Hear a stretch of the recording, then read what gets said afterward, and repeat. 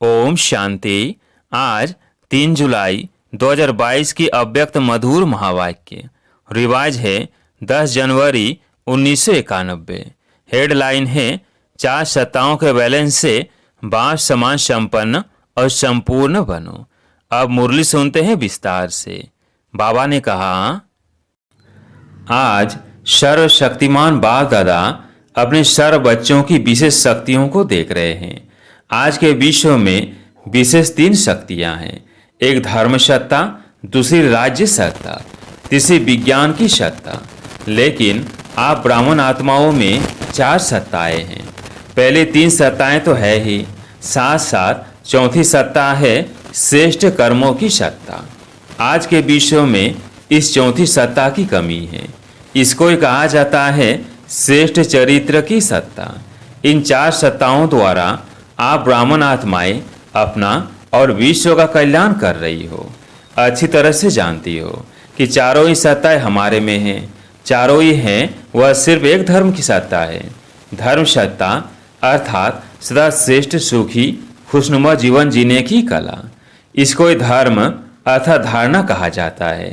राज्य सत्ता अर्थात अपने को और राज्य को अर्थात अपने कर्म साथियों को अपने स्नेह और शक्ति के बैलेंस द्वारा सर्व प्राप्ति संतुष्टता का अधिकार दातापन अनुभव कराना। राजा अर्थात दाता, हर एक द्वारा संतुष्टता की वाह वाह हो, यह यथार्थ राज्य सत्ता। तो राज्य सत्ता अर्थात स्वयं चलने की और औरों को चलाने की कला। विज्ञान की सत्ता अर्थात विज्ञान द्वारा साधनों द्वारा प्रत्यक्ष फल की अनुभूति कराने की कला।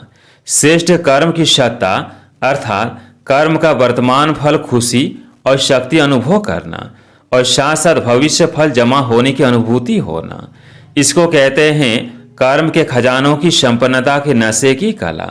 अब सोचो, ये चारों कलाएं आपके जीवन में हैं। सबसे बड़ा खजाना श्रेष्ठ कर्मों का खजाना है। अगर श्रेष्ठ कर्मों का खजाना जीवन में नहीं है तो मानव जीवन अमूल्य जीवन नहीं, लेकिन पशु समान जीवन है। आप सभी किस अथॉरिटी से विश्व के आगे चैलेंज करते हो कि जीवन जीना सीखना हो तो यहाँ आकर सीखो। यह चैलेंज करते हो ना। राजनेता हो चाहे विज्ञानी नेता हो चाहे धर्म नेता हो, सब के आगे रूहानी फकूर से कहते हो, बेफिक्र बादशाह बन के देखो। बादशाह होना जीवन का यथार्थ आनंद अनुभव कर रहे हो ना। सबसे बड़ा खजाना किसके पास है? हमारे पास है। अथॉरिटी से कहते हो ना, क्योंकि दुनिया में 3 सत्ताएं हैं, आपके पास 4 सत्ताएं हैं और चारों ही सत्ताओं का बैलेंस यही बाप समान संपन्न और संपूर्ण स्थिति है। तपस्या बस में क्या करेंगे?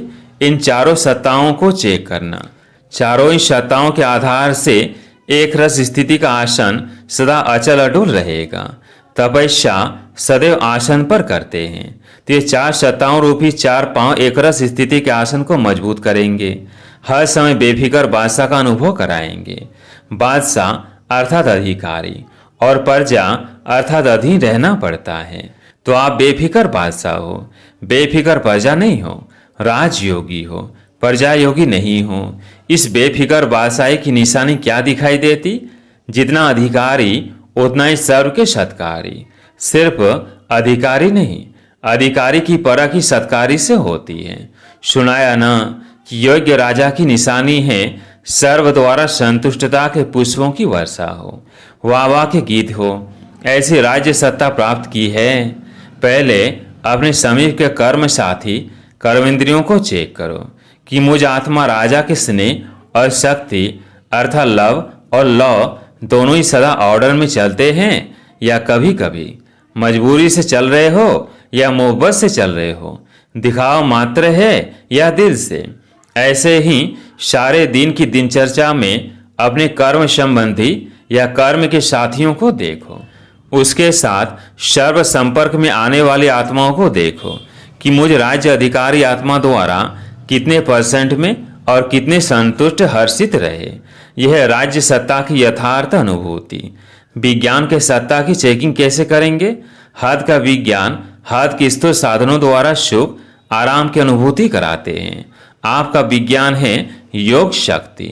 योग बड़े ते बड़ा विज्ञान है, वहीं साधन और यहाँ है साधना। आत्मा को मन और बुद्धि की साधना द्वारा कितना दूर ले जाते हो। हद के वैज्ञानिक सूर्य तक नहीं पहुंच सके और बेहद के विज्ञानी चंद्रमा सूर्य से भी पार मन और बुद्धि की साधना द्वारा कितने समय में पहुंचते हो और कितना खर्चा लगता है। समय को कहते हैं टाइम इज मनी। स्थूल मनी तो नहीं लगती, लेकिन टाइम की मनी भी नहीं लगती। तो कितना बड़ा विज्ञान है। वह एयर कंडीशन द्वारा सुख देते, आराम देते, और आप साधना द्वारा जब चाहो तब शीतल स्थिति का अनुभव करो, जब चाहो तब ज्वाला रूप का, शक्ति रूप का अनुभव कर सकते हो। हद का विज्ञान थोड़े समय के लिए आराम देने के निमित्त बनता है, लेकिन आप सदा आराम में रहते हो, चैन की नींद में सोते हो, चैन से उठते हो और चैन से सारा कार्य करते हो। बेचैन होते हो क्या? जब आसन से उतर आते हो तब बेचैन होते हो, नहीं तो बेचैन का नाम निशान नहीं है। विज्ञान और क्या करता है?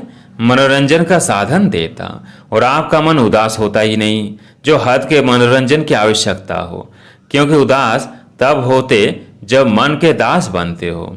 दास बनते हो क्या? या कभी कभी तीसरा जन्म के संस्कार आ जाते हैं। अभी तो बादशाह बन गए ना, न दास बनते न उदास होते, इसलिए मन सदा मौज में रहता है। एकांत में है तो भी मौज में है, संगठन में है तो भी मौज में है। सदा मौजों के दाता मालिक बाप के साथ रहते हो ना, कि कभी कभी रूठ जाते हो। रूठना नहीं, मन अथवा मुंह को फेर नहीं देना। ऐसे चेक करो कि विज्ञान की सत्ता कहाँ तक अविनाशी रहती है। ऐसे ही धर्म सत्ता, धर्म अर्थात श्रेष्ठ जीवन जीने की कला, यह धारणा ही धर्म है। आप सब तो धर्म आत्माएं भी हो और श्रेष्ठ कर्म आत्माएं भी हो।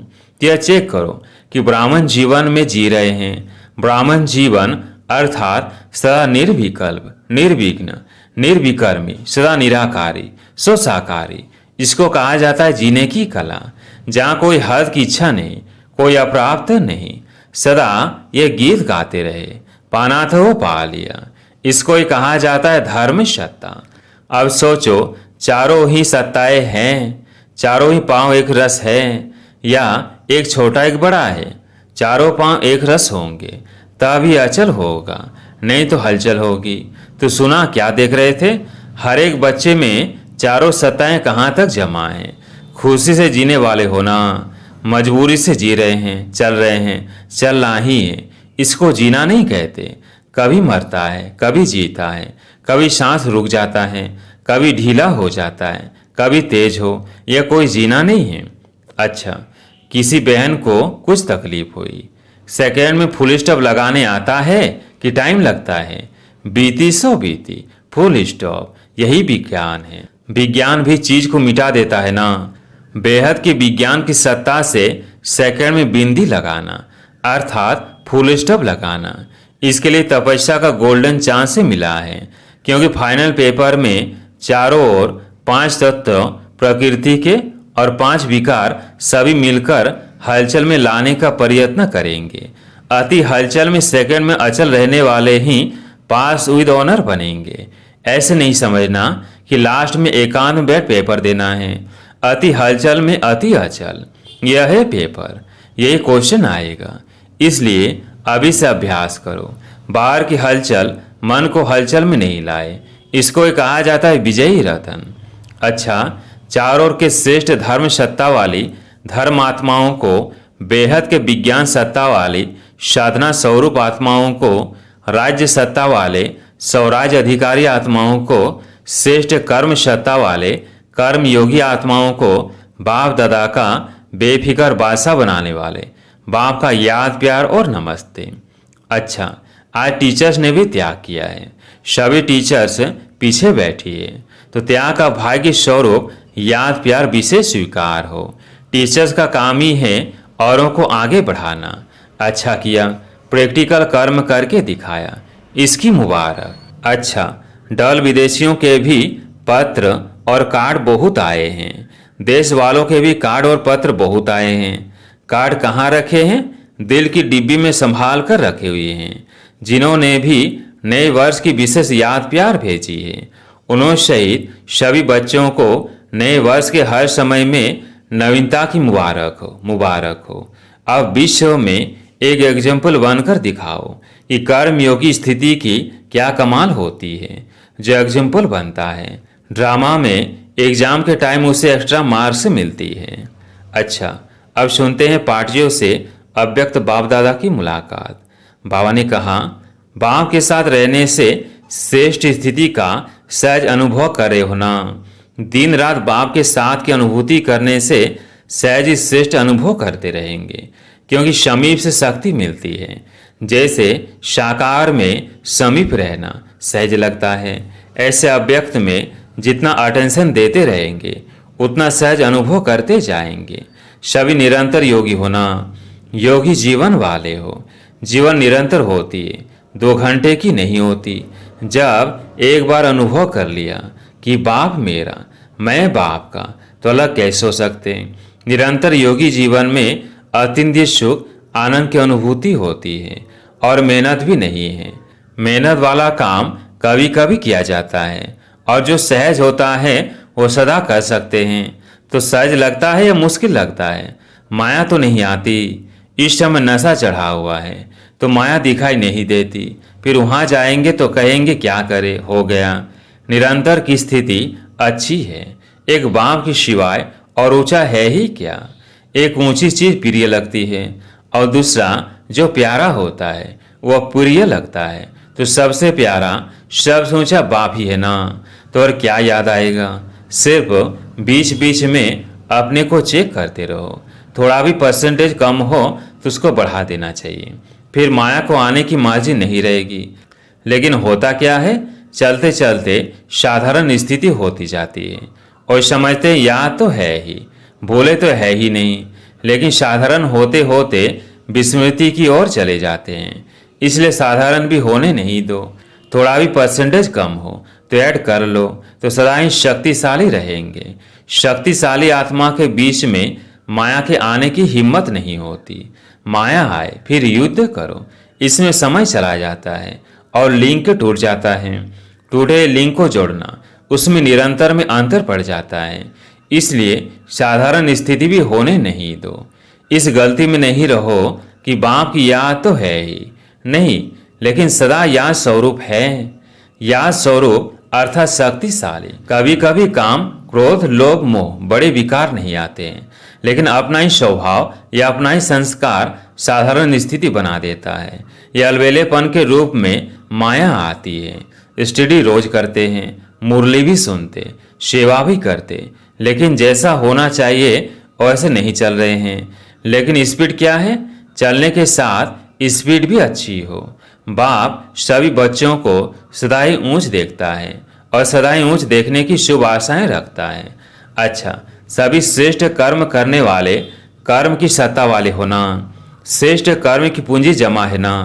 कितनी जन्म चलेगी, कितना जमा किया है। पूरा कल्प चलेगी या 21 जन्म चलेगी। आधा कल्प के बाद भी पूजे तो जाएंगे। पूज भी तब बनते हो जब श्रेष्ठ कर्म का खजाना जमा करते हो। लास्ट जन्म भी देखो कितना अच्छा है। भिखारी तो नहीं बने ना, दाल रोटी तो है। तो जब लास्ट जन्म अच्छा है तो और जन्म भी अति दुखी नहीं होंगे। यह तो सुखी के भेंट में दुखी है। बाकी ऐसे दुखी नहीं होते जो फकीर बनकर रोटी मांगो। दुनिया के हिसाब से अति दुखी नहीं होते, सतियों के हिसाब से दुखी होते। अच्छा, टीचर्स का भी लक है जो सेवा की लॉटरी मिल जाती है। लॉटरी तो सबको मिलती है, लेकिन इन्हों को सेवा की लॉटरी विशेष मिली है। आप लोग भी टीचर्स को देख खुश होते हो ना, यह समझते हो टीचर्स आगे क्यों। आगे रखने वाले सौ तो आगे हो जाते हैं। रिगार्ड देने वालों को रिगार्ड मिलता जरूर है। ये एक अनादि नियम है। देना अर्थात लेना और लेना अर्थात गंवाना। कोई लेने की कोशिश करते हैं, मुझे रिगार्ड मिले, क्यों नहीं रिगार्ड देते। तो लेने के पीछे जाना माना गंवाना और देना अर्थात लेना। तो देने वाले दाता के बच्चे हो या देवता हो। देवता अर्थात देने वाले। अच्छा है, बाप भी खुश, बच्चे भी खुश, बाकी क्या रहा। टीचर्स सबसे ज़्यादा खुश है, क्योंकि स्टूडेंट्स को देख करके खुशी होती है। अच्छा, अब सुनते हैं वरदान। आत्मिक वृत्ति दृष्टि से दुख के नाम निशान को समाप्त करने वाले सदा सुखदायी भव। आत्मिक वृत्ति दृष्टि से दुख के नाम निशान को समाप्त करने वाले सदा सुखदायी भव। ब्राह्मणों का संसार भी न्यारा है तो दृष्टि वृत्ति सब न्यारी है। जो चलते फिरते आत्मिक दृष्टि आत्मिक वृत्ति में रहते हैं उनके पास दुख का नाम निशान नहीं रह सकता, क्योंकि दुख होता है शरीर भान से। और शरीर भान को भूलकर आत्मिक स्वरूप में रहते हैं तो सदा सुख ही सुख है। उनका सुखमय जीवन सुखदायी बन जाता है। वे सदा सुख की शैया पर सोते हैं और सुख स्वरूप रहते हैं। स्लोगन: खुद को देखो और खुद की कमियों को भरो, तब खुदा का प्यार मिलेगा। खुद को देखो और खुद की कमियों को भरो, तब खुदा का प्यार मिलेगा। अच्छा, ओम शांति।